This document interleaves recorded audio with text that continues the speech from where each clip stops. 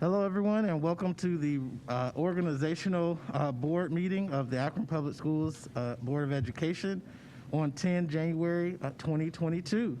It's happy to be here. Good to see everyone here in this new year. We're going to start off with roll call. Mr. Pendleton? Dr. Akbar. Here. Ms. Autry? Present. Dr. Hall? Aye. Ms. Jackson? Ms. McKittrick? Here. Mr. Perry? And welcome Coach Griffin from East CLC. Thank you. Thank you very much. Mr. Griffin, if you don't mind leading us in the Pledge of Allegiance. If everyone could stand if they can. I pledge allegiance to the flag of the United States of America and to the republic for which it stands, one nation, under God, indivisible, with liberty and justice for all.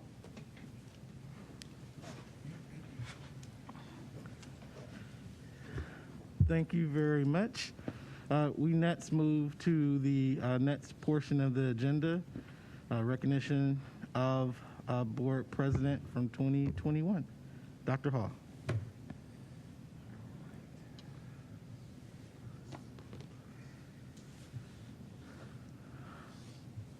That's my first time doing this, so don't judge. Okay. You can match it. Just a live mic.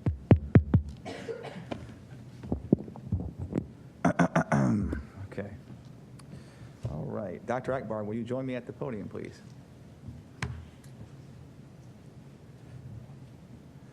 So tonight we're going to recognize our outgoing president, Dr. N.J. Akbar, PhD. And I want to take a moment and sort of walk you through some of his accomplishments in the past year. So I won't read the entire proclamation, but I want to read the highlights.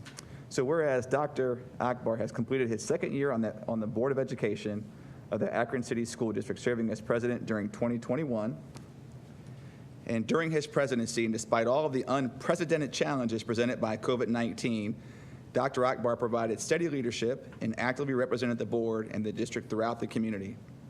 And whereas Dr. Akbar served on the Joint Board of Review since 2020, the board comprised of members from the City of Akron and the Akron City School District that oversees Akron City Schools' Imagine Akron, an $800 million building program, which now has the last new construction underway for the new Garfield CLC. And whereas Dr. Akbar's presidency, he worked diligently with the board on the adoption of the APS racial equity policy to ensure that all learners are afforded an equitable education, which also led to the creation of the Board Equity Committee and the implementation of the Akron Public Schools Diversity, Equity, and Inclusion Program, as well as the Advanced APS 3-in-3 plan to ensure district-wide equity for students and staff. And whereas, you know what, I'm going to read this whole thing because it's that good. Whereas during his tenure as president, Dr. Akbar devoted his leadership skills to overseeing the superintendent search, leading to the appointment of Superintendent Christine Fowler-Mack. And whereas Dr. Akbar established the Ad Hoc Communications Committee, established in February 2021, to elevate the communications to families and community members. The work of that committee will add to Dr. Akbar's legacy as APS works to see that his message of education for all makes its way into as many parts of our community as possible. Now, therefore, be it resolved by the Board of Education of the Akron City School District, County of Summit, State of Ohio, Section 1, that Dr. Akbar is recognized for his outstanding leadership and service as president of the Akron Board of Education since 2021. Section 2, that sincerest appreciation is extended to Dr. Akbar by his colleagues. And Section 3, that a copy of this resolution be made a part of the permanent record of the Akron Board of Education, and that a copy be presented to Dr. Akbar. Congratulations, sir.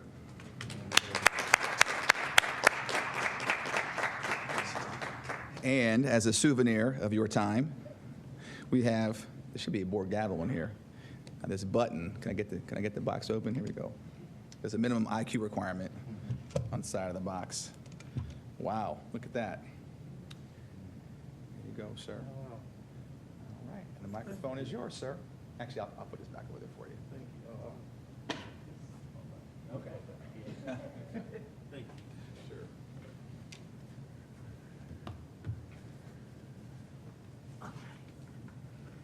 All right. Thank you very much to my colleagues and to Dr. Hall for that recognition. I have more to say, but I'll save that for later. We'll move on to our election of officers.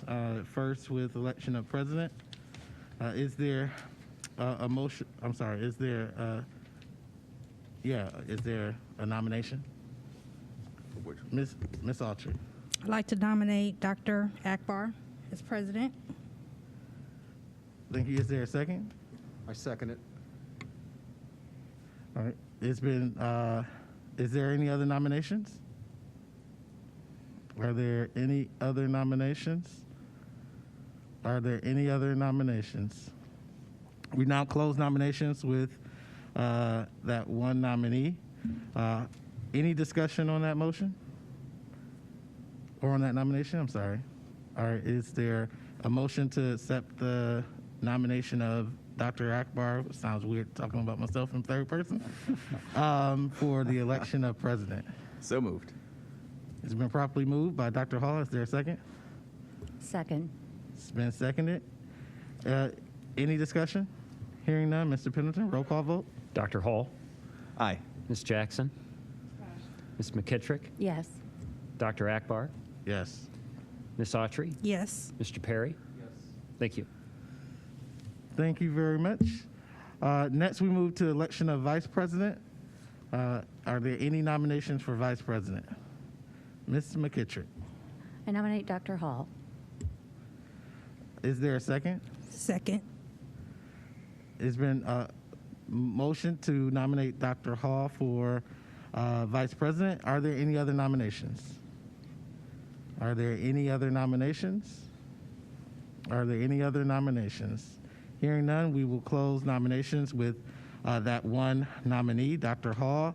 Is there a motion to approve Dr. Hall as vice president? It's been moved by Mr. Perry. Is there a second? It's been seconded by Ms. McKittrick. Any discussion? Hearing none. Mr. Pendleton, roll call vote. Ms. Autry, Yes. Mr. Perry. Yes. Dr. Hall, Aye. Ms. Jackson, Mrs. McKittrick, Yes. Dr. Akbar. Yes. Thank you. Thank you very much. And now we will have the oath of office delivered by Judge David Hamilton.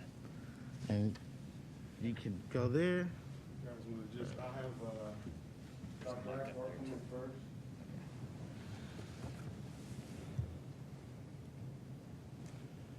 Good evening. I'm Judge David Hamilton of the Akron Municipal Court, and it is my distinct honor and privilege to administer the oath of office to both Dr. Akbar and Dr. Hall.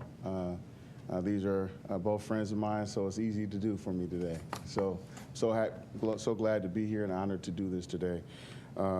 Dr. Akbar, please raise your right hand. Do you solemnly swear that you will support the Constitution of the United States and the Constitution of the State of Ohio, and that you will perform faithfully the duties as president of the Akron Board of Education to the best of your ability and in accordance with the rules and regulations of the Board of Education and laws now in effect and hereinafter to be enacted during your continuance in said office and until your successor is elected and qualified? If so, please say I do. I do. Thank you. Congratulations, Dr. Akbar.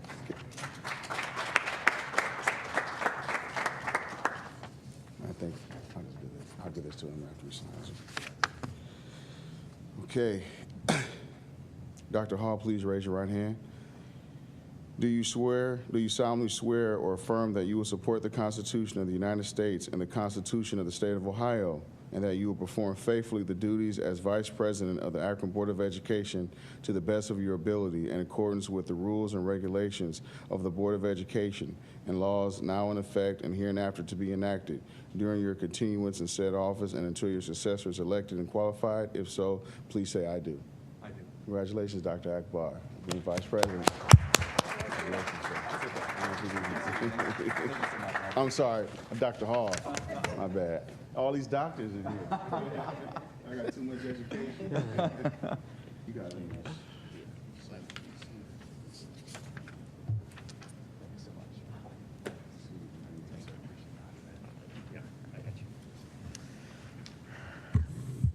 All right.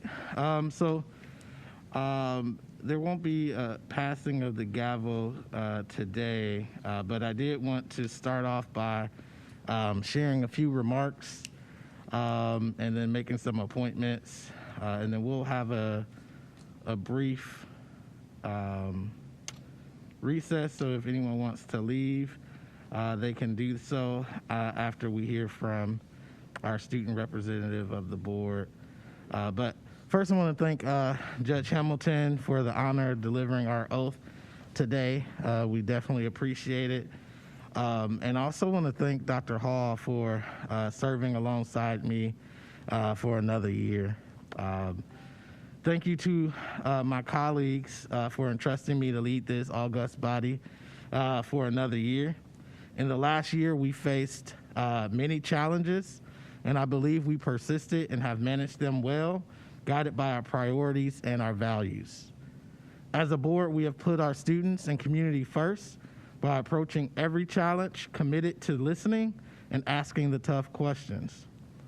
Our resulting actions considered what we learned through that commitment as we prioritize transparency and collaboration through the lens of equity. This year, we will continue to do this by remaining informed and open to the possibilities. As we continue to progress forward, our team will launch into a new year accompanied by many complexities and systemic changes and challenges that we will need to address. Some of those challenges will be to continue to traverse the ever-changing challenges that COVID-19 has placed in our laps. This board is committed to keeping our families, our students, and staff safe as we continue to navigate this very real public health crisis. We have already witnessed the tremendous loss our students have experienced during their time out of school buildings for almost an exact year. This is not something we want to repeat, and we're happy to have our superintendent lead us in that discussion today. Elevating our vision for the district through the goals it espoused in Advanced APS, our 3 and 3 priorities of academic achievement, equity, and engagement centered on the elevation of the college and career academies of Akron model, where each of our students graduate with a plan for employment, enlistment, enrollment, or entrepreneurship. We will explore many policies such as pronoun usage and chosen name, live streaming all of our committee and board meetings, adding community and board member review process prior to adopting our school boundary maps to ensure there's equity and transparency in the process. We will be negotiating the contracts for all of our bargaining units in an effective and collaborative way, with the hope of being bold and progressive in addressing some of our persistent challenges with the vision of our future and children as our North Star. This will be done while our district finalizes its living wage study we embarked on last year. The board will continue to examine the financial needs of our district, which will include both a master facilities plan and looking at our student needs that will require developing a plan to address them, which may include asking the community to support a levy request. Our board will collaborate with the community in setting our priorities for the use of our ESSER funds. This board will be active and engaged in that process, and will ensure that our very most vulnerable among us receive the highest level of support, focused on meeting their existing and historical needs. Continuing to develop our team will be paramount, which will include some retreats. So board, it will include some retreats. And we will also need to explore the impact on our board of OSBA's decision to non-renew their National School Board Association membership where we receive the benefits of membership in the Council of Urban Education. We will need to determine how we will ensure our board sustains this type of benefit that we received from CUBE. Now, none of these challenges or the others that we will face will be easy, but we are prepared and up for the challenges and the successes. Many of the issues we will address and take actions on existed prior to any of us being here, but I'm hopeful that we will courageously undertake some of education's long-standing problems. However, we will face them together. That's where our strength lies.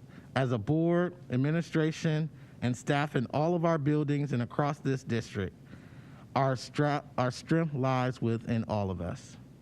We will continue to put our students first and let the light of their bright futures guide our hearts, minds, and actions.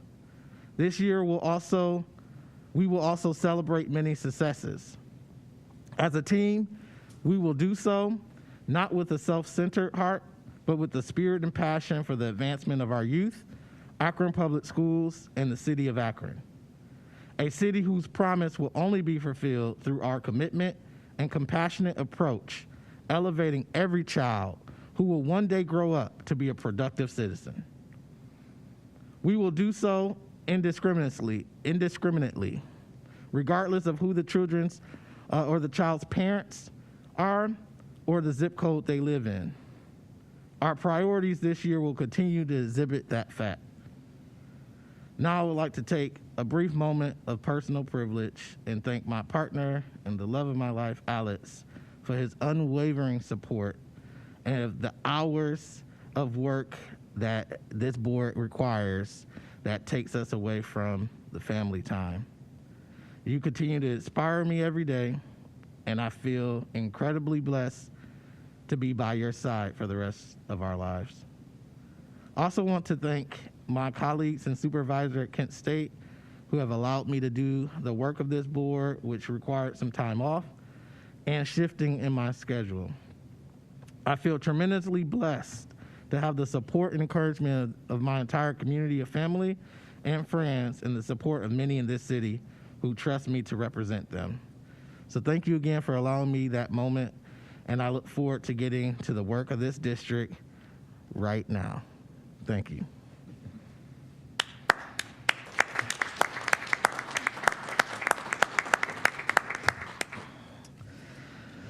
Thank you very much. And next, we will move to board member committee and ward assignments.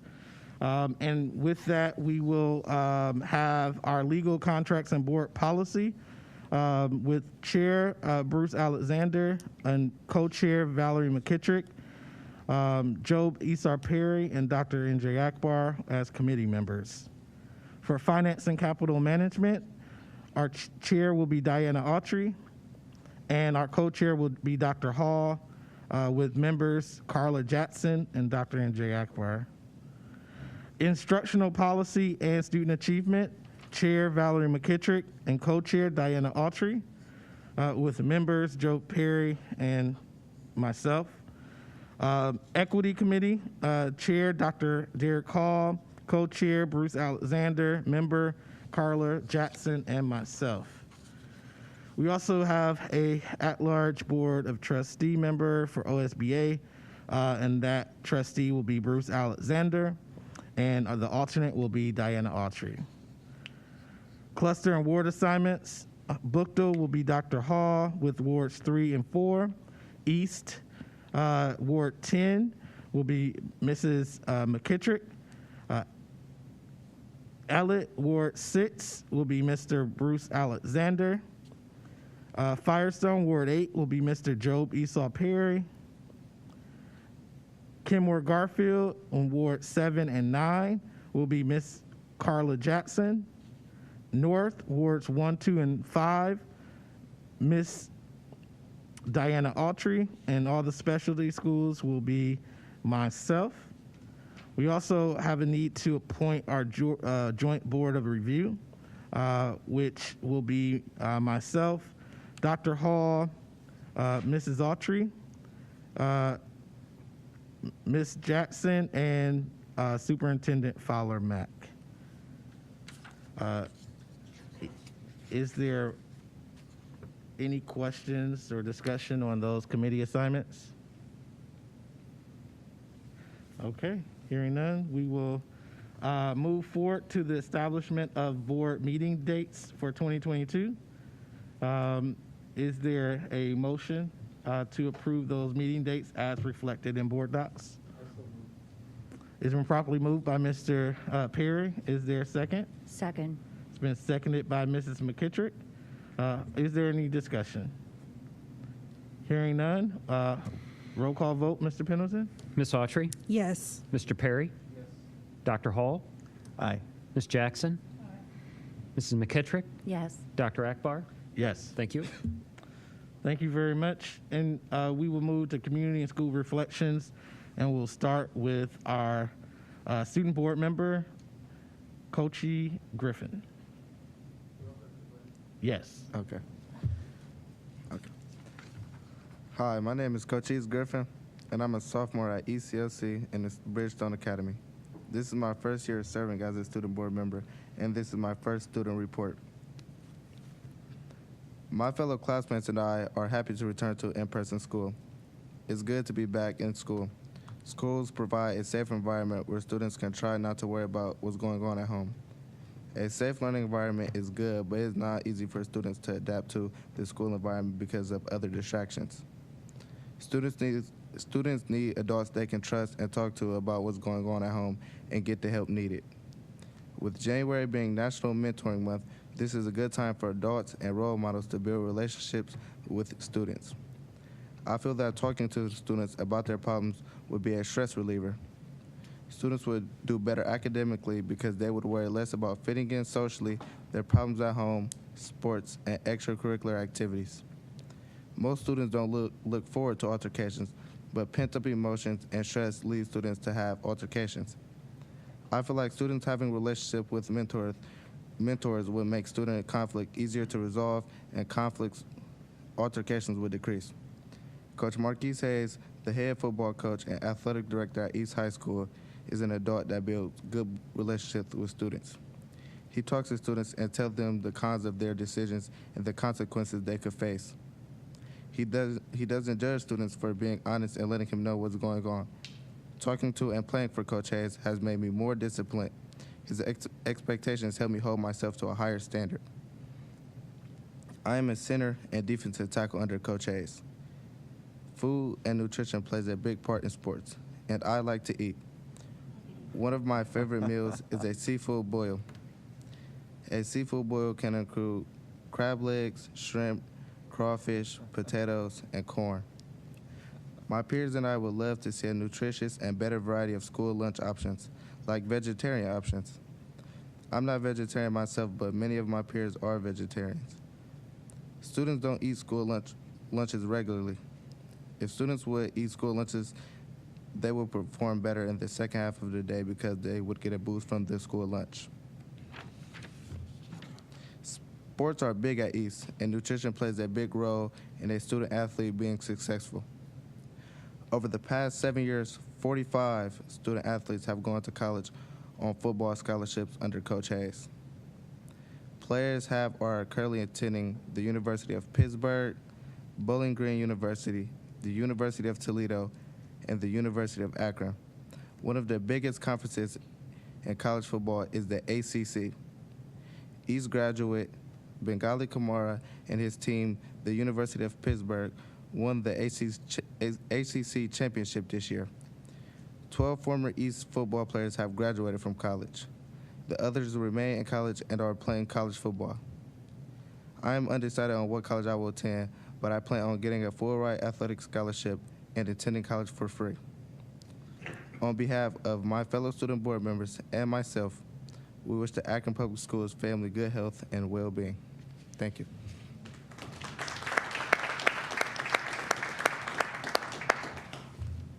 Thank you very much, Mr. Griffin. We are excited to have you a part of our student board and appreciate those words. And I'm sure potentially you might get call from someone like Ms. Folk to talk about some of the things that you talked about in your speech. So thank you very much. Okay, thank you.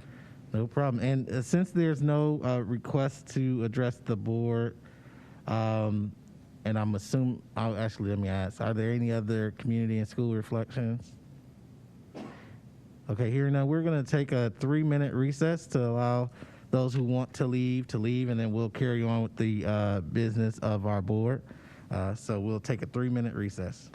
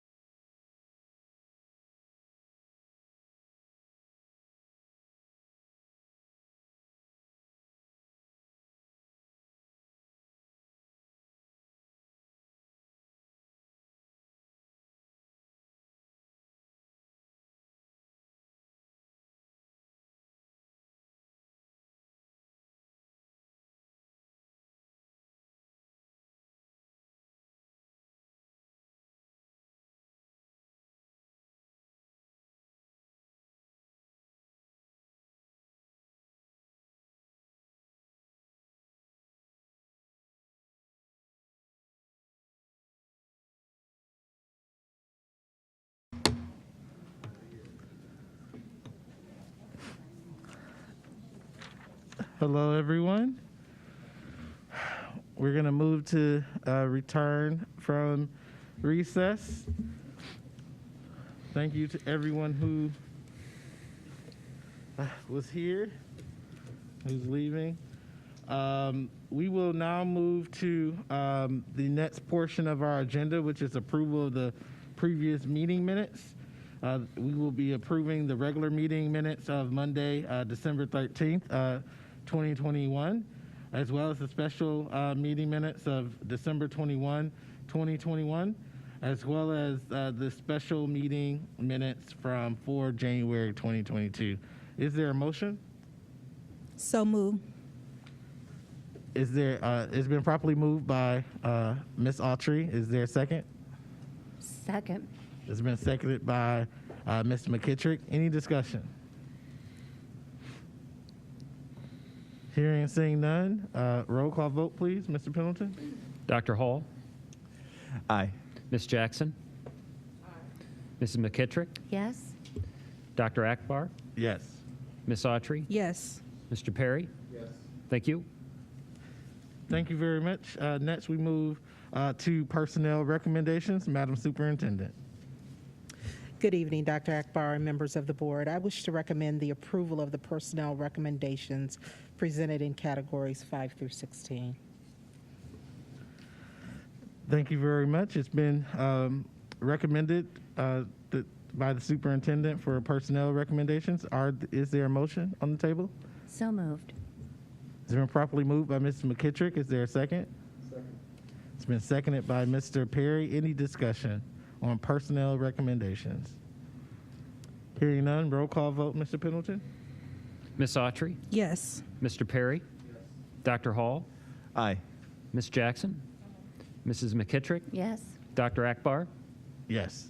Thank you. Thank you very much. Next, we move to resolutions and motions on the consent agenda. Madam Superintendent. Yes, sir. I wish to recommend the approval of the resolutions and motions presented in category 22.1. They are in proper format, and I move for their approval. Is there a motion to approve? So move. It's been properly moved by Ms. Autry. Is there a second? Second. It's been seconded by Dr. Hall to approve the resolutions and motions on the consent agenda. Any discussion? Hearing and seeing none, Mr. Pendleton, roll call vote, please. Ms. Autry, Yes. Mr. Perry, Dr. Hall, Aye. Ms. Jackson, Mrs. McKittrick, Yes. Dr. Akbar. Yes. Thank you. Thank you very much. Next, we move to business affairs recommendations. Madam Superintendent. Thank you. And for those those resolutions as well, I wish to recommend the approval of the business affairs recommendations. They have been reviewed and are in proper format. Excuse me. Thank you very much. Is there a motion to approve the business affairs recommendations? So moved. It's been properly moved by Dr. Hall. Is there a second? It's been seconded by Mrs. McKittrick. Any discussion on the business affairs recommendations? Hearing and seeing none, we will do roll call vote. Mr. Pendleton. Mr. Perry, Dr. Hall, Aye. Ms. Jackson, Mrs. McKittrick, Yes. Dr. Akbar, Yes. Ms. Autry. Yes. Thank you. Thank you very much. We now move to our superintendent's report. Madam Superintendent. Thank you, Dr. Akbar. And again, good evening to our board members and to our broader community, and Happy New Year. I do believe this is our first chance to be together since the holidays, and it is good to see you all. We're going to start off the superintendent's report, really, first of all, updating you on some more sad news that we're starting the year with. The resolutions you just approved did reflect that we had some losses in early December. So we were sad to recognize that we had 2 deaths, the death of one of our tutors and a custodian, a beloved custodian here in the district. As well, recently we were made aware that one of our longstanding colleagues, Dr. Mary Beth Klug, who once was our Director of Special Ed for the district, retiring in 1998 after serving over 20 years in the district, did also pass away. And so we felt that both you and the community would want to know of Dr. Klug's passing and the fact that our district did express condolences to the family. Before serving as our Director of Special Education, Dr. Klug was a professor at Eastern Illinois University. She stepped away from the university into the K-12 education, though, with ease. She was an avid supporter of the arts and worked to ensure full art experiences for our APS students, along with her technical duties. She is remembered fondly by many, many friends and colleagues here in the district, so we felt like it was important to take the opportunity to raise that to your awareness. Also this evening, one of the things that I wish to do, myself and the team, is to provide you with an update. We thought with the state of COVID still kind of running rampant, not only in our community but others, that you might have some questions and it might benefit you and also the broader community to understand what it is we are doing to ensure the safety and well-being of our students. So I want to begin by reminding the board and our broader community of our ongoing commitment to closely monitor public health data and to act thoughtfully on the recommendations of local, state, and national health officials to keep our students, our staff, and our community safe. Guidelines for the use of masks, social distancing, and other safety precautions are being routinely reviewed and updated to align with the data and recommendations that we receive. But tonight we're going to go through a broad kind of presentation as to where we are, and then we will open it up for you to offer some feedback and also to ask additional questions. So to assist, I have Dr. McWilliams-Woods and Deborah Folk, who are my right hands in a day-to-day way, but they're going to walk through the basic presentation. Good evening, board members and superintendent and president. Thank you for having us here tonight. Deborah and I were even dressed alike tonight to make sure that we did a nice job presenting. What are the odds? And Kathy McVeigh is joining us too, we noticed. I guess it was the blue and black day, I know. So we are here tonight to give you an update. This is the last week of our first semester. So this is good timing for us to check in, to look at some of the data and the metrics that we monitor daily in terms of COVID and internal staff absences and cases internally, but then to also look at some of the preventative measures and check in on some of the adjustments that we've made as we've watched what's happened out in our community. The yin-yang of this relationship that we have where we watch what's happening nationally, in the state, regionally, and then in the county. But then we also have to translate that into what's actually happening day to day in our schools and carefully monitoring what do case rates look like in our schools, what do staff absences look like, to make the day-to-day decisions on keeping our schools open or making adjustments in terms of learning conditions that happen day to day for us. So we're going to talk through that tonight. Our safety team members are still very intact. The team that has been leading us, Deborah Folk obviously is a key player in keeping us engaged all the time with our health experts in this county.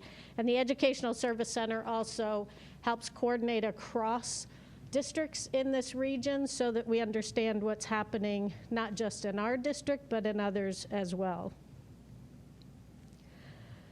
So starting just at this big picture national lens, and this is not anything new for all of you, that when you look at the CDC national community transmission in the United States, it is very red in that upper right map, and that widespread community spread, because the Omicron variant is so much more contagious, that is happening across our country. And certainly then, when you translate that here in Summit County, we are also at that high transmission rate. And when the county says this is a high transmission county, the emphasis on the masks, everyone should wear a mask in public school settings. We're fortunate that we didn't have to go back and forth like many districts, that we have stayed, due to your leadership, very consistent, which makes it much easier on the students and the families to stay in a nice rhythm. So but we're even pushing the compliance and enforcement and kind of dedication to quality mask wearing even more. And you're going to see that in the presentation tonight. And then on the left-hand side, the positivity rate's a 7-day average, just to give you a sense. This was through December 27th, of counties in this area as well, on where we fall compared to the other counties. There recently was an important study that I just want to highlight for you, because it was one of the first studies in the country that actually happened right here in our back door at Case Western Reserve, to look at the level of severity of illness with the Omicron variant versus the Delta variant. And although the increase has been significant and that positivity rate has been significant, I guess if it's hard to say good news, but I guess the good news is that the study in Case Western Reserve found that this variant is milder than the Delta variant, resulting in significantly less severe illness. Fortunately, in this study, they also looked at age of folks who had gotten COVID, and the similar results, that there was a milder, this variant is milder with less severe illness.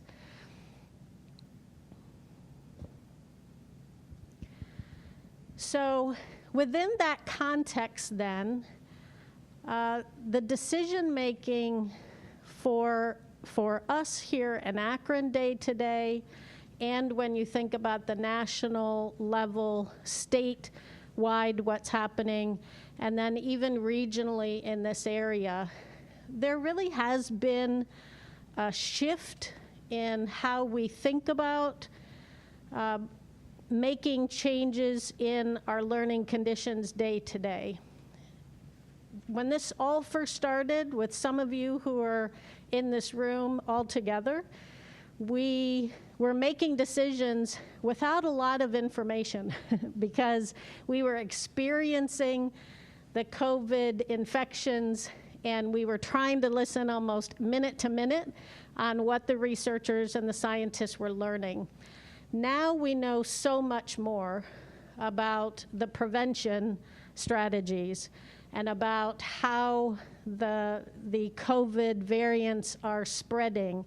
We understand what needs to happen within just our rituals and routines that our students do through the day. There's so much more that we know, that we feel better equipped to make decisions day to day because of that.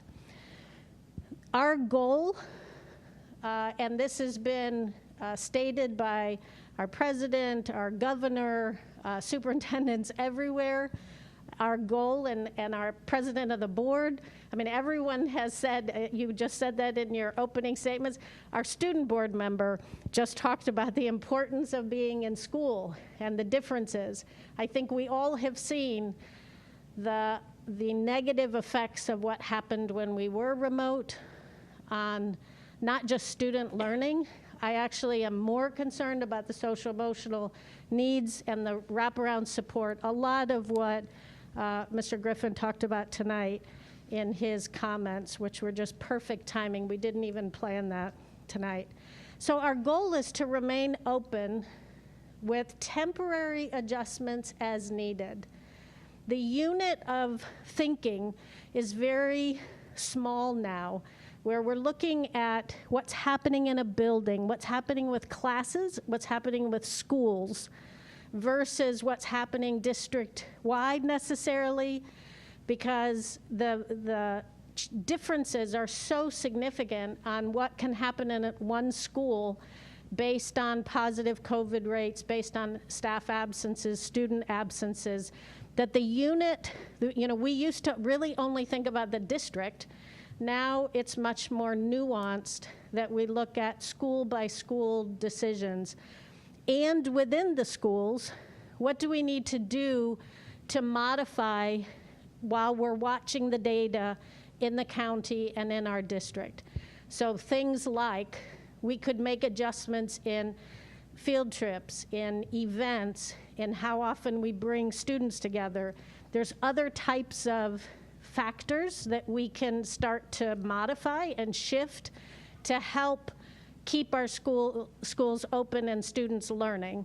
And so those are sort of the nuanced decisions. Governor DeWine here, also just recently, just a week ago, re-emphasized this notion that I think we should go back and look at what pediatricians have told us and what children's hospitals have said, that we need, they have all said kids need to be safely in schools. And so that continues to be our goal. Before we actually start looking then at the data that we look at on a daily basis, and this is sort of the dynamic team here that we look from the operations and the academic, it's a combined effort that we have to look at this. The Centers for Disease Control has also compiled dozens of studies that show that schools can be some of the safest places in terms of COVID. Again, a year and a half, 2 years ago, we didn't have this type of data and researched, and now we do. So that helps for us to be able to rely on the research. When you think of all the prevention that happens in the schools, sometimes that's much more robust than what's happening out in the community. And there's some of the data that you'll see some of that influence of what happens when students return to school. So the data that we monitor daily to determine if any temporary adjustments are needed, meaning temporary event closures. If we did need to go to remote, it may just be for a few days instead of months and months and months. We look at the data daily, and we look at it in the same way that we've looked at the Summit County Public Health. They report their data on their weekly reports. They code it as decreasing, sustaining, or increasing. So that's what we're watching for, our trends.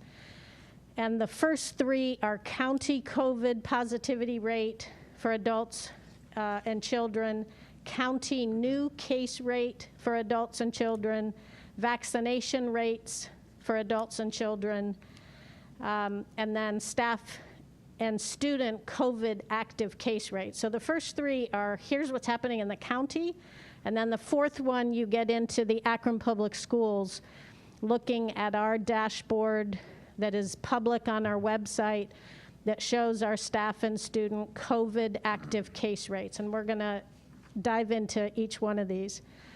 I bolded the last three because these are the keys. Because a lot of what, particularly for whether we need to make a decision going into remote, a lot of the decisions, and this is what all of our colleagues are saying across this county and across the region when we talk at the Northeast Ohio ESC, that the staff absences are probably the major reason if a school needs to go remote because of staffing shortages. And that, we just asked, we had a meeting this morning with the staff from Summit County Public Health, and we asked if any school had to close in this region for any other reason. And she said no. She said there might have been one school that had another reason because of some spread that they closed a class, but otherwise it's all been because of staff shortages. So that one is probably the most important, that staff absence for the next 5 days and trends. And then student absence trends. And then an interesting one is operations, supply chain, and distribution. There have been moments when we have had to huddle about some food distribution issues where the concern is, would we have all the deliveries we need? Or will we have the deliveries of masks when we need them? Or will we have, so that is a concern that we have to monitor on a daily basis. So I'm gonna have Deborah now come up, and we're gonna tag team the rest of the presentation where she will share the data points and any of the information that she gathers from the Summit County Public Health. And then I'm going to talk about how it translates then to our decisions that I bring to the superintendent about any hot spots that are happening with the school. Good evening. Nice to see you all this evening. Thank you for having us.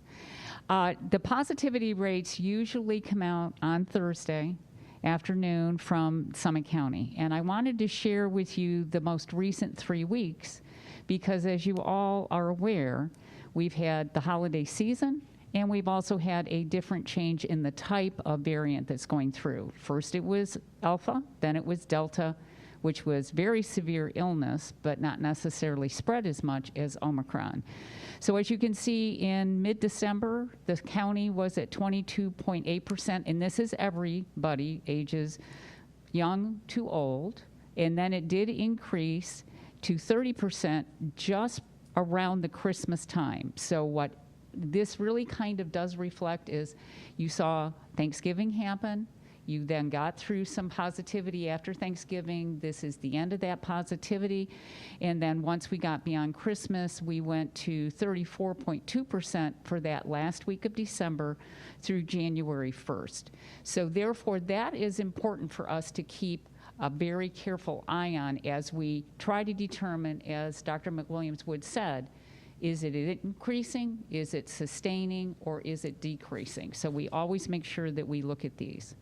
The second item that I wanted to share with you was an absolutely telling piece of information off of Summit County website, and this is from December 27th through January 9th. The total cases in Summit County were 14,576. This is an increase in cases, but what's interesting to us as we looked at this was the age of the COVID cases in the block listing next to it. As you can see, from ages 0 to just under 18, those positivity rates are very low. And that actually reflects well when you are putting students into schools because they do not tend to be the spreaders of this disease. But if you got slightly older, from 19 through 59, that is where the spread is occurring. This is our staff members, which is why we monitor this particularly well and very actively on a daily basis through our absences and the recording of information. So we wanted you to see that students are safe when they are with us as long as we have staff that can service them in an equal format across a classroom, a building, as well as the district. The next one is kind of interesting. This is a comparison of the month of December. And I wanted you to see this because the individual colors, white is very, very low case rates. As it goes through the blue spectrum, it then gets into the kind of magenta and the red, with the red being the highest spread. Now, this is an individual day rate of cases, confirmed and probable. But please look at ages 18 and under, which is mostly blue with one very large red day, which happens to be the 28th of December. Welcome to the celebration of Christmas with family. But then look again at the ages of 18 to 64. Please remember that in those yellow boxes, beginning on December the 18th going forward, this was winter break. This is when students were not in our school buildings, but were at home, being with family and friends. And we noticed that as we looked and compared these two relegated groups, very high spread among the adults just after Christmas going into the New Year's weekend. So we had been monitoring those, even though this was winter break, this was still something we were actively looking at. And this resulted in the decision to make sure that we could go ahead and test our staff or offer tests to them the Sunday of New Year's weekend. So we tried to make sure that we were following up with that as well. This actually is a snapshot of our dashboard. And for those of you who have been out on the dashboard, it does list the total number of student and staff cases for the 21-22 school year beginning July 1. It is the active cases that are really the cases that are truly somebody is homesick, somebody cannot come to school or report to work. And then we also are monitoring the other information by building. As of this morning, we had active cases for students at 137, which is 0.7% of our student enrollment. We had active cases of 144 staff adults, which is just coincidentally happens to be 0.7 of our staff. And I will tell you, when we took this snapshot after we had met this morning, we were back into the dashboard later this afternoon because in a number of cases that are now closed, meaning they have reported back to school and back to work, and we are down to 79 positive staff cases later today. Now this is a fluctuating daily update to this particular very piece of important information. And then subsequent below that, we have each building listed for students and staff, so we get a reflection and can look at those numbers as well. So this is where we're going to start tag teaming now to say, okay, here's the data, but then when I'm looking building by building on a daily basis, I'm looking to see what that distribution is. And are there any schools that are seeing the hotspot kind of cases where I start to get concerned that we may not have enough staff? Because each one of these cases, it's not just one day of absence, right? It's at least 5 days, and it could be longer.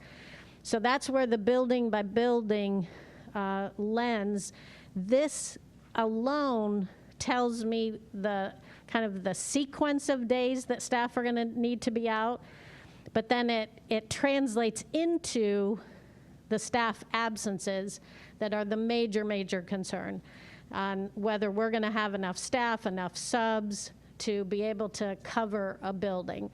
And that again, you know, in all of the priority listing of these, the staff coverage is probably what's going to be triggering any kind of temporary shifts if needed to remote, but it may only need to be for a few days. But that this translates right into that absence. We wanted to give you some data sharing what information we had prior to COVID compared to absences that are occurring or attendance rates in the case of students as to what had happened once COVID started. So as you see, we have about 1,500 teachers, and please understand we focused only on teachers. That we do certainly have a number of other support staff that have this, but this is the person in the classroom with your students.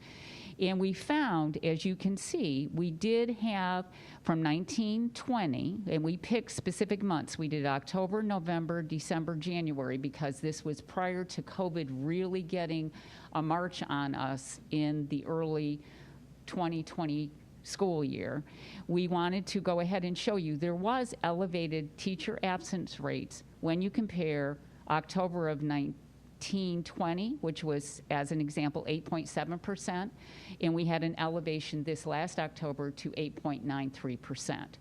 Please go across the board for November and December, and currently in January, and this is the last 5 days because we just came back on the 3rd, we had a 13.8% of staff teacher absent rate compared to the same time frame of January of 20 of 9.4%. Now, with 20,000 students in attendance, we wanted to compare those attendance rates as well. So we did see a decrease in our students' attendance. We have November of 19, which is 91.81, compared to November of 21, which was 87.45. So we have captured very many of our students being in attendance on a daily basis, but we also are seeing a decrease in attendance. And currently in January, for those 5 days that we have been here, we've seen a decrease in attendance as well. But be very proud of us because we have still 85 to 90%, attendance daily from our students because it's good that they are in school. So just on this, and I'll show you one other lens or view that we have a Tableau report, which is our data analytics system, that we can look school by school, and we can look at, this is a 30-day trend, so we can look at actual numbers of days of absence and monitor to make sure, are they increasing, decreasing, are we seeing any unusual spikes that we would need to be concerned about? So when we look at the teacher absences and the students, in terms of our recommendation from Deborah and myself to the superintendent, on the top part with the teacher absences, on a school-by-school level, today, for example, we had schools that had 0 staff absences. And remember, this isn't just COVID absences. This is, any absences. We had a couple schools that had 0, and then we had a school that had 21%, okay? And that obviously, right, Mrs. McKittrick, right, that's where you start to get more concerned. If it went up to 30%, that would be a very serious level of concern. Now, when you think of the diversity of our schools and programs, that's where you have to drill down to, well, who is it that is in that building that is absent? And is it what type of staff member? Is it a classroom teacher, or is it some other support teacher that would also need a sub? You drill into, is it just a one-day absent, or are these more COVID cases? So that's where there isn't you can't use just one number that triggers anything, because we just say, when you get past 20%, getting up to 30%, that's where that's going to be a difficult building to staff. And then I need to look at what else is happening in other schools to determine if if we have enough subs across the district. So those are all the thought processes that go in place. With student attendance, when you have this kind of lens to be able to see whether it's increasing or decreasing, similarly, these are not just COVID absences, these are all absences, and across the country, school districts are reporting a higher number of absences across the country routinely all through the year, even starting back in September. One of the most important things that we all have talked about is the ability to vaccinate our adults and then eventually our students. And for those of you who have been with us, as you remember, we did vaccine clinics for our staff members when they became available in February and March. And we were very fortunate. Large number of our staff took advantage of those, and we're very pleased to do it. What you may not be aware of is we also did COVID vaccine for eligible students at the high school level in April, followed by second shots in May. We then came back in the fall, and we, by that time, had 12-year-olds on up who could participate. So we did, during the school day, additional vaccine clinics in September and October. And we waited for bated breath for the 5-year-olds to become eligible, which they did in November. So we went ahead and scheduled those. Now those, because we needed parent consent and travel, we did those at night or on Saturdays, and we were able to participate in November, followed through December. And these are the current fully vaccinated rates for Summit County. So you can currently see that as of last Thursday's report, we have 17.7% fully vaccinated for 5 to 11-year-olds. 12 to 17-year-olds are at 50.6%. We have 18 to 64-year-olds at 69.4. 65 and above are 87.6, but the total average in Summit County is 60%. Now, obviously, we will keep working towards improving that and encouraging staff members and students to take advantage, whether it's a public clinic or something that we currently do sponsor. So that is a snapshot of the key data points that we look at on a daily basis. Unfortunately, because of our health partners, we could text and get a team from Summit County Public Health on a call this morning in 2.3 seconds. They're that responsive to being able to sit down and talk through any data point that we're seeing or questions that we have on their dashboard that is public for everyone. We did put out, and you've seen this in a couple different, the superintendent sent it out, and then I sent it out to all staff. With our reopening team that Pat Shipe and I co-chair back in August, we sort of set procedures for these different levels of when people need to be out, when students need to be out, when staff needs to be out. How do we keep learning continuing? And this is posted on our website as well. That in the blue highlight is what we're talking about tonight, the school level, that's in collaboration with Summit County Public Health due to extensive outbreak or staff shortages. And looking at those metrics that we just talked about and making that decision in collaboration with the county public health. At that point, if a school looked as though we couldn't staff that building, and it would be for a few days, maybe through 3 or 4 days if we're anticipating an increase, then we have a plan mapped out, and our teachers are ready because we did an instructional improvement day where they planned at the beginning of the year for the first semester to make sure they had lessons ready to go.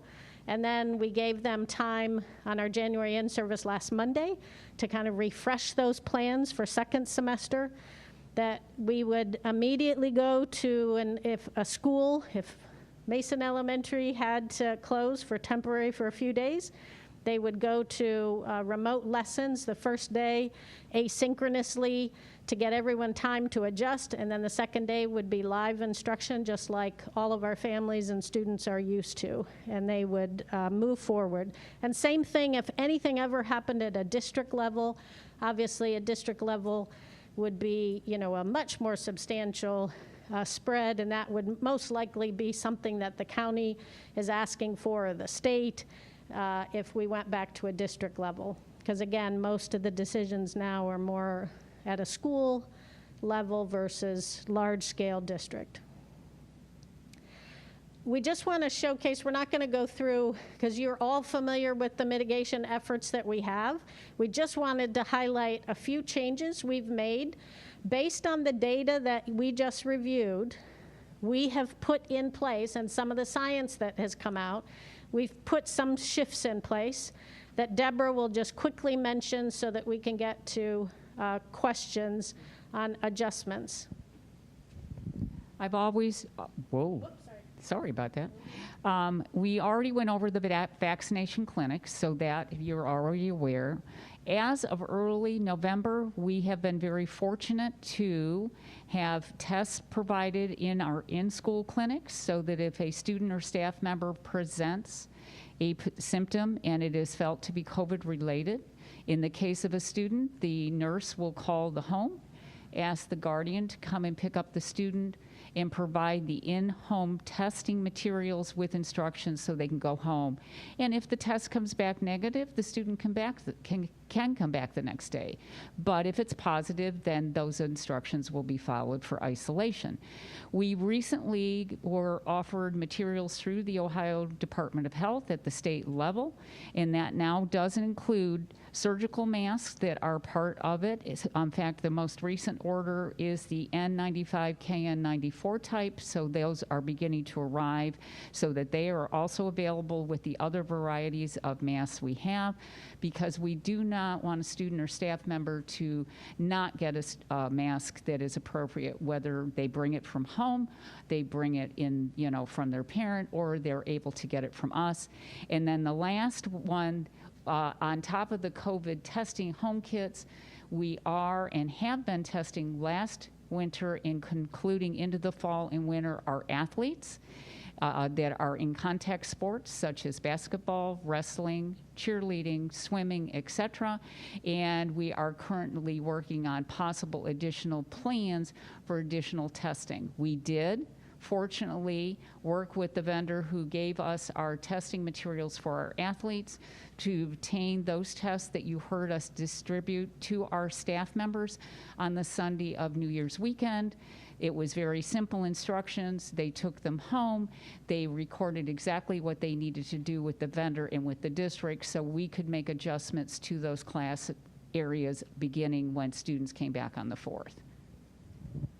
So other adjustments just based on the current data and the spread that we're seeing for our field trips.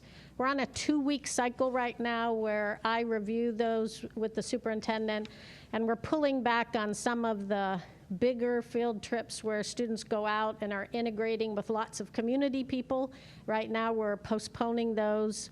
And then we're also, where we can, with our partner engagement, we're shifting some, like our 8th grade showcase, instead of being all together in the ballroom at one of our local event spaces, we've shifted that back to virtual just for now. And then every 2 weeks we're reviewing to see if we can relax some of that, and that every 2 weeks we'll continue to review that. We just wanted to give you the most recent timeline as to the quarantine and isolation updates because this is very fluid. So please be aware that the CDC came out with its newest guidelines on December 27th. Now that was a media announcement that said it was going to be changing. When that happens, then they actually post exactly the information they want everybody to, at the state level, know about. In this case, it would be the Ohio Department of Health. They then put their guidance together and give it to the local county health departments, and then we get the information. So although it's fast and furious, there still is a method to the madness of exactly when things happen. So we got our first information from Ohio Department of Health on December 30th. And then the CDC did another switch, and we got to January 4th, and we were then given another realignment on January 7th. So these are very fluid. We will always listen carefully and monitor those CDC guidelines. We are very fortunate here in the state of Ohio that the governor, as well as the local districts around us, share the information as they get it readily. We ask each other questions, and I will be honest with you, I think we'll see another update shortly. And finally, how does this translate and get communicated to families? That has been a major priority of this board, to make sure that we are out front and being much more transparent. about our decision-making and notifications to families. So the shift of any of that temporary transition to remote or notifications of event closures and things like that, it really is very similar to a snow day in terms of the tools that we use, the all calls, the website, the social media, the emails, event cancellations, similar process, and then we are more regularly now going back into the rhythm of updates to our Learning 21-22 website to make sure that families have one place that they can go to on a regular basis. And then we've had our massive, major campaign for the vaccination awareness.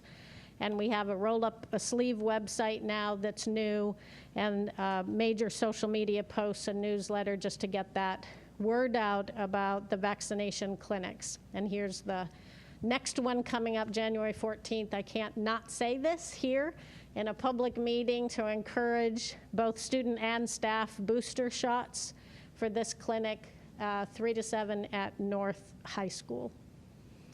And that is our update. Thank you very much. And board members, this presentation is being made available as well for community persons who are watching along, so that they also can not only hear many of the updates that were given, but to have that printed information. Might I add that in addition to the many ways in which we're using our communication outlets here from the district level, one of the first things we know is that many families get their firsthand information from schools.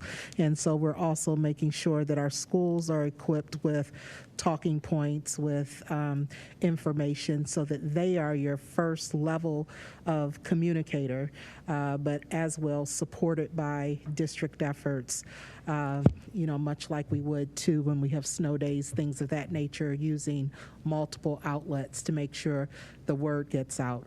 So our goal is to remain in school, again, to the degree it is safe to do so.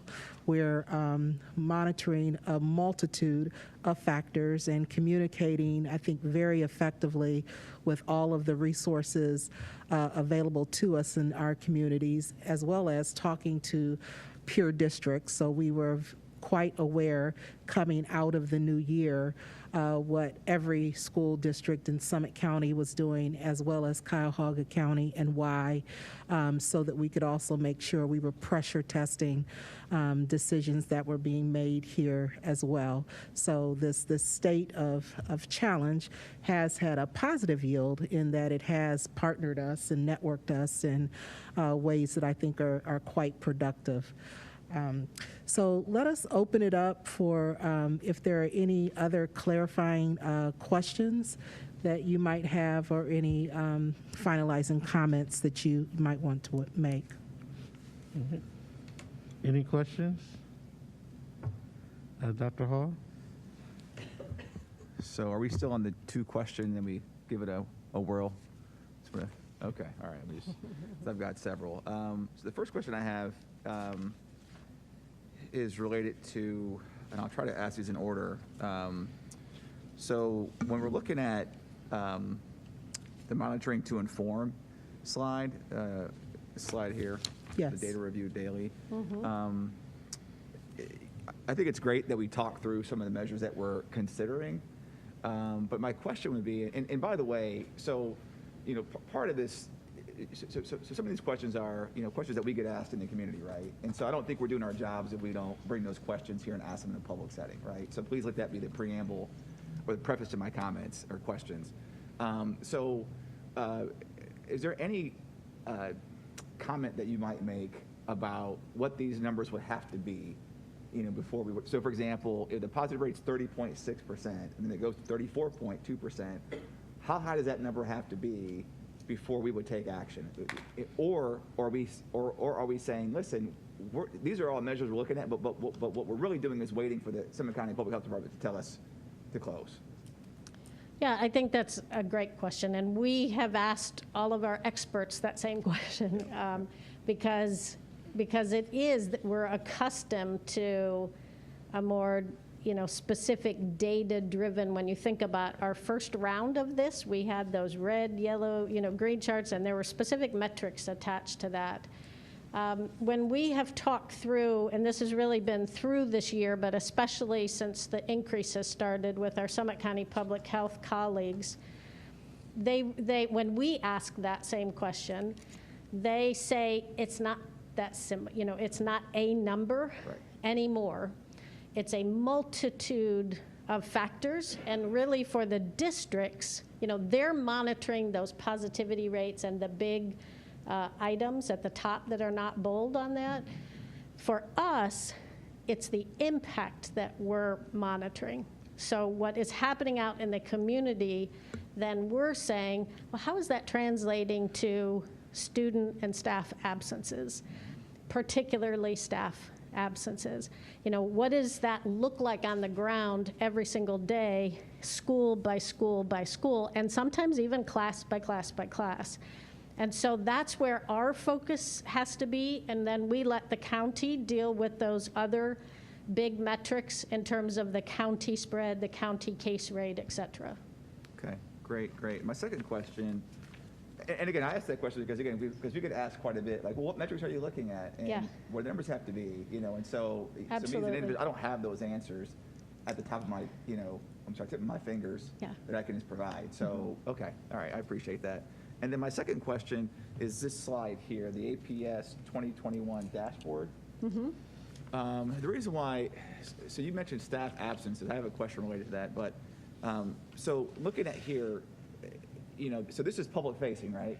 So these numbers here, these are the exact numbers that the public will be looking at. Yes. Right, okay. The reason why I asked that question is because, how many students do we have in this district? Approximately 20,000, right? How many staff do we have? Approximately 4,000 staff? Correct. Right, so if I'm doing the math, it's not 0.7%, right? Yeah. I mean, 144 out of 4,000 is a little over 3%. So I say that not to nitpick or to try to embarrass somebody. I'm saying, but as an educational institution, if we can't do math, how do we expect our students to do math? It is a really good nitpick, because as soon as we started sharing it, I went right there and said, we forgot to change that lower number. Right. We were showing some different full cases versus, so we forgot to change that lower number, so I apologize. No, but it's a good catch. Well, because I guarantee you somebody who's watching is going to catch that. And Absolutely. Then that becomes a funny meme, like, they can't do math. So anyway, so looking out for all of us with that question. And then I guess the part B of that is, you mentioned staff absences. So this board authorized a resolution to help address some of the time off. How is compliance with that resolution going?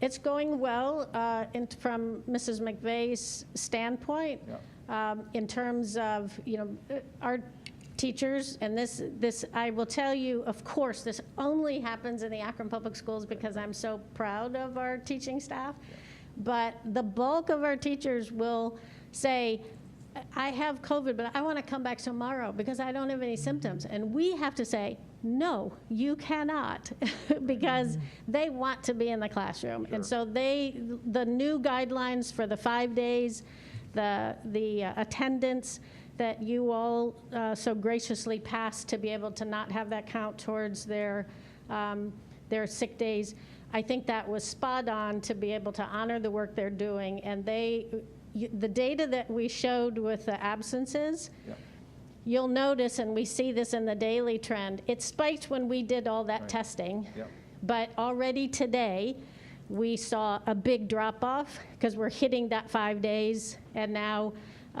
Mrs. McVeigh has, they were calling right away, because the policy changed, have you guys changed it, now can I come back because it's 5 days versus 10 days because I have no symptoms, or they're getting better. So thankfully, that's the mindset of our teachers, and that's why the attendance has already started to level off. But to clarify, they want the 10 days, they're getting the 10 days. Oh, sure, if they want that and they need that. And, some of our staff are experiencing symptoms beyond the 5 days, but if you don't, then you're able to come back. Right, so the days exist there. I will say that in full transparency, we still are working through. It's been very recent that approval was made. So, and it also covered some persons who had already used personal days and needed to now apply that allowance to those days. So we're still working through making sure that everybody is afforded the coverage that the resolution reflected. So it'll be a minute before it's done for everyone. So I didn't want to present that as if, oh, it's going great and we're done, and yeah. Right, roger that. Okay, so I had one more, but I can wait to ask my last question. Thank when we you. get around. Any other questions? All right, your one final question. Okay, so Dr. this Hall? is the Derek Hall show tonight. Okay, apologies. Thank you, colleagues, for indulging me asking all these questions. I appreciate it. So the last question I had is, one of the perhaps on the measures in place, perhaps the most consistent feedback I've gotten from folks, and I've seen on some of the APS Facebook sites, are parents who are commenting on their frequent hand washing. So I've seen some fairly angry posts talking about really kind of alleging that isn't happening with enough frequency, no pun intended, and sort of questioning, how do we get on a regular schedule, and that just passing around, and that that the hand sanitizer thing's not being passed around as often as it maybe could be or should be in some classrooms. And so I get that this is not going to be perfect. So that's not the point of the question, but it's really around the frequent hand washing. How do we get to a place where we're reducing some of the variability in the cadence in which that occurs in some of our schools? Yeah, just we get there from you all giving us that feedback from families, because we want, wherever we're hearing that, we want to be able to make sure that we're following up. And not just for COVID. Right. I keep saying this, that even our absences, this is the season when we normally have flu and winter illnesses, and the frequent hand washing is going to help for all the rest of that too, Ms. Autry. I'm sure you're supporting that, Ms. Nurse Autry over here. That should be a practice regardless of the state of COVID, but obviously elevated because of it right now. So we can definitely double down with our staff. We started that this past week with our principals to reinforce the magnitude of these health protocols. I think we all thought we were phasing out in the fall and it was getting better, and just naturally I think all of us started to relax, and we're really trying to push that back. Yes. So I will definitely highlight that frequent hand washing. Well, so I appreciate that. So because the question I also got was, how frequent is frequent? Is that once an hour? Is that every 2 hours? Is that 3 times a day? And so you take that kind of questioning attitude, you multiply it across all the buildings and staff we have, and so there's probably a great deal of variability around that. So I don't know if it's helpful to maybe come up with some direction, like some directive that everybody, hey, the minimum is this. Yeah, we actually do have a guidance document specifically on the safety protocols with that type of cadence guidance. Okay. So we will get that out again, make sure that gets distributed to everyone and reinforced. All right, roger that. So thank you. Appreciate it. Thank that. Thank you very you. much. Thank you. I did have 2 questions that I wanted to ask. One actually goes back to the dashboard slide, and I'm not sure if this could be if this possibly can be done. But my thought is for the staff, all staff, that includes both direct student-facing staff and non-student-facing staff.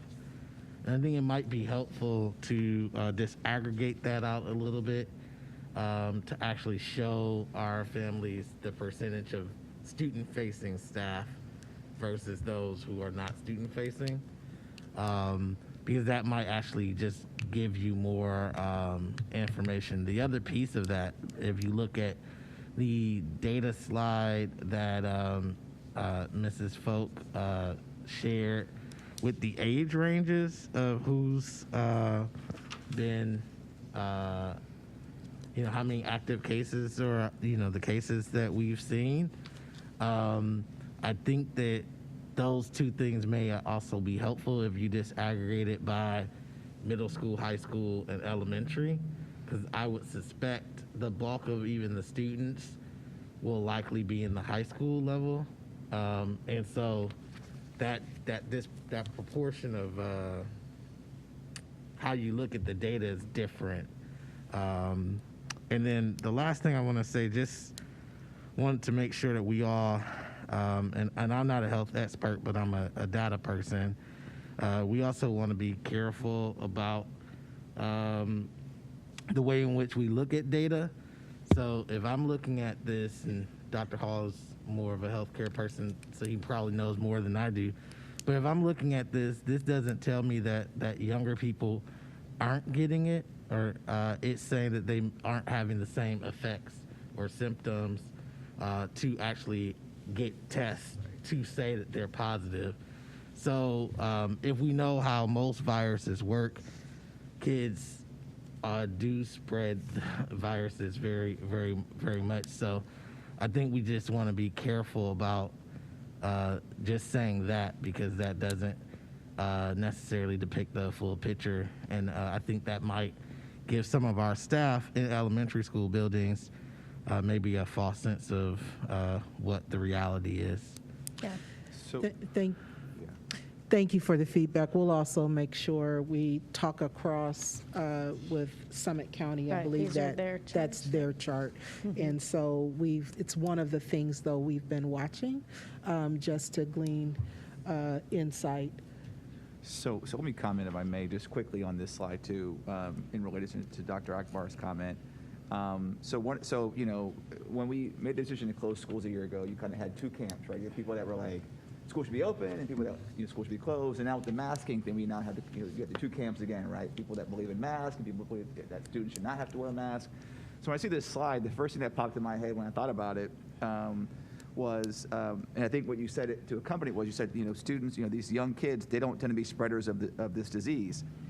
So the question I'm channeling here is one I've gotten asked quite a bit. Well, looking at this data here, you know, why are my kids having to wear masks in school, right? It's look at these percentages here, right? So, and this is county that's where data, I was right? So a going. lot of the schools in the county are not requiring masks on any kind of regular basis, right? So why are we requiring our students to wear a mask every day? That's the question I'm channeling. So, and let me just be clear, I believe in wearing masks, but I feel like I'm not doing my job if I don't channel that question for you. Yeah, it's a great question that we all get regularly, because it is sort of the chicken and the egg argument, right? Yeah. Is the data look good and look Because- low, and especially our case rate that shows very low transmission that's happening here is because of the masks. And as soon as you remove those masks, then all of that prevention disappears that we just talked about. And I think we're seeing that with our colleagues. The Governor DeWine was very, very clear in his last address that he implored schools to require masks. And he said he's not going to be able to do that at the state level, but he asked that schools do that to help with this increased spread. So our state, you know, wants that to happen. We see the positive results because of it, that we've been able to stay open, that we've seen our absence rates in a realm that is manageable for us to be able to keep schools open. And ultimately, we want to keep our students and our staff safe. Yeah. You know, health is probably, you know, punches through everything, right? And so that's what we ultimately want, and the masks are the best defense for that. Yeah, I agree. I think that's well said. Out of curiosity, are we tracking how many, so when students and staff get COVID, are we tracking or measuring how many of them end up in the hospital as a result of their infection? We do not necessarily know. Okay. Because that is not necessarily Being shared with us, right? Yeah. Yeah. What it is. Now, Summit County certainly does hospitalization rates Yeah. as well as death rates, but we do not necessarily get Okay. that information related back to immunization. Roger. Yeah, that's why the bulk of the data we have to rely on Summit County Public Health, because we just share it with them, and then they gather it, because they get it from different sources. Roger that. Okay. Thank you. Okay, thank you very much. My second question, I'm so sorry. Sorry. You know, Dr. Hall snuck right back in there. My second question has to do with the slide around the contingency plan.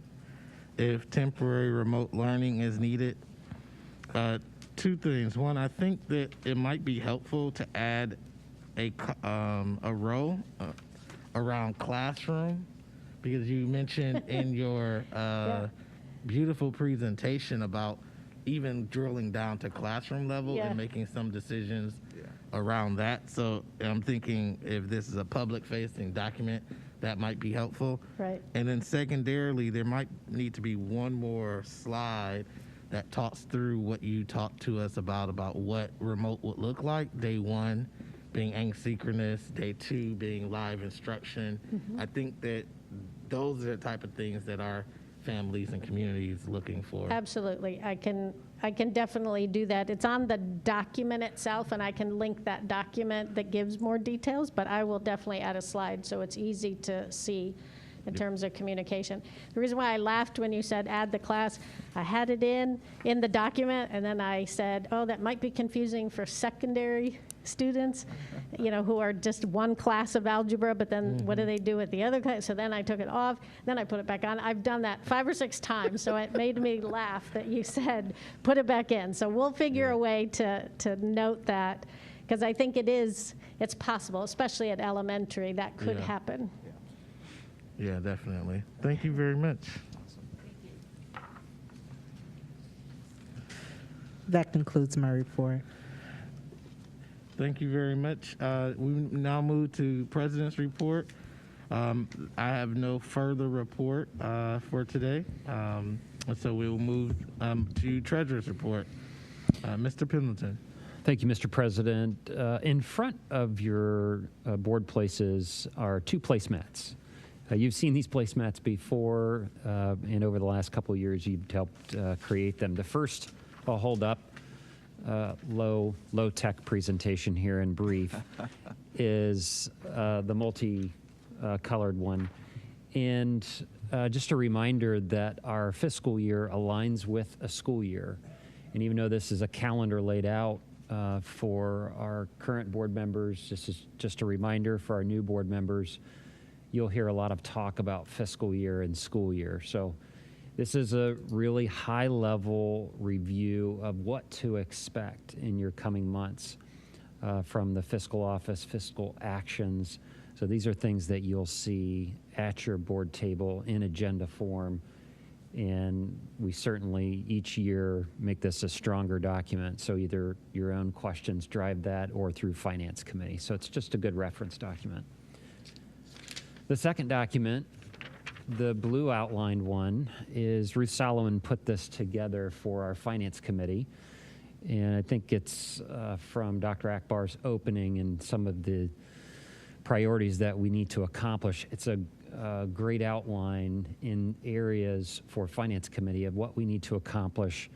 And these are aligned to, as you can follow along, the first column, an ESSER update to the superintendent's presentation that was given last year, what to expect coming May, kind of when decisions are to be expected and how they might interact with other committees.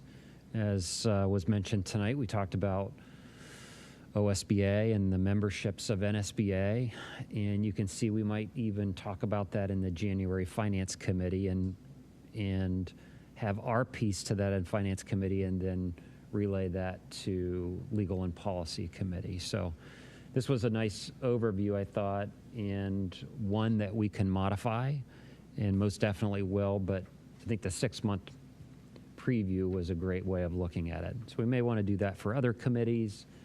Definitely are looking at that for Legal and Policy to assist with our strategic planning documents in each one of those committees. So that concludes my report, Mr. President. Thank you. Thank you very much. Any questions for Mr. Pendleton? No, I just had a comment.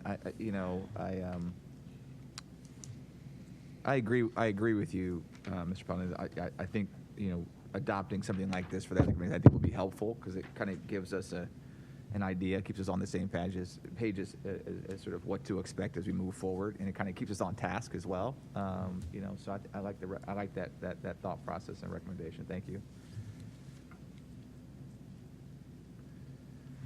Thank you very much. And the only comment I had was on the pink colorful document around the fiscal calendar. There's a few obligations that we have as a board and as an institution around our finances. One of them being the 5-year forecast, and I'm really saying this so that the just as FYI for our new board members.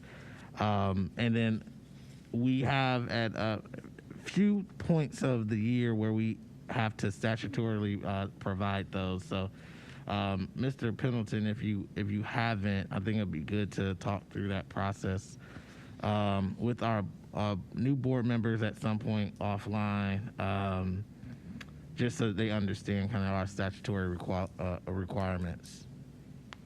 Will do. Thank you. Thank you. Any other questions or comments? All right, hearing none, we'll move to committee reports, legal contracts, and board policy. Since Mr. Alexander is not here, Ms. McKittrick? No report. Okay, hearing none. Finance and capital management, Ms. Autry? Thank you, Mr. President. Just briefly, I just wanted to mention that on December the 10th, myself, former board member Patrick Bravo, board member-elect Carla Jackson, and Ryan did meet and heard from William Phillis, the executive director of the Ohio Coalition of Equity and Adequacy, regarding a possible lawsuit over the school vouchers. And so since then, 100 school districts did proceed with filing the lawsuit this past Tuesday, January the 4th. And so the question remains, is there a financial loss now that the school funding formula no longer deducts funds for those educated outside of a public school? And so over the next few weeks leading up to Finance Committee, additional review will be conducted regarding the filed lawsuit. Thank you very much, Ms. Autry. Any questions for Ms. Autry? All right, hearing none. Instructional policy and student achievement, Mrs. McKittrick. Oh, I'm sorry, Ms. Autry. Thank you again, Mr. President. I really just wanted to thank Tamiko Hatcher and Lisa Johnson for their thorough information they provided to the committee over the last 2 meetings regarding our alternative education programming. And so I believe the board has a list of those programs that they can refer to. And so we do have some excellent programming to meet the unique learning needs and desires of our students. And so I just wanted everyone to be aware, because we often typically just think of our traditional high schools, and we have so many other programming that we can offer. I know during those committee meetings, I had some personal stories to share because I have family members who participated in some of that programming, as a result of discipline issues. But what these programs do offer should be made available to all of our students, not just due to discipline. So I know that's something that we're kind of looking into to make that more broad and available to all of our students, and not simply just based on discipline. So it's a very valuable, helpful document if you want to look it over, to look at our various programs and the seats that are available in those programs and how to get referred to those programs. And so thank you. Thank you very much. Any questions for instructional policy and student achievement? Hearing none. Equity Committee, Dr. Hall? We have nothing to report, but we will be convening again on January 18th. Thank you very much. So there's no unfinished business that needs to come before the board or new business. We do have a need to recess into executive session pursuant to Ohio Revised Code 121.22G 1 and 4 for the purposes of considering the employment and appointment of a public employee or official of the school district and preparing for negotiations. Is there a motion on the floor? Second. It's been properly moved by Mr. Perry and seconded by Mrs. McKittrick. Is there any discussion? Hearing and seeing none, roll call, please, Mr. Pendleton. Ms. Jackson? Mrs. McKittrick? Yes. Dr. Akbar? Yes. Ms. Autry? Yes. Mr. Perry? Yes. Dr. Hall? Aye. Thank you. Thank you very much. And we want to before we end, we want to just thank Mr. Griffin for his outstanding participation and being one of our only members to actually stay the entire time and be engaged. So we definitely appreciate you and congratulate you for what you're doing. And thank you for everyone else who's here. We do plan on seeing you in about 2 weeks. Thank you very much. And we won't have any action when we return, so no need to stick around if you don't want to. We now stand in recess for executive session.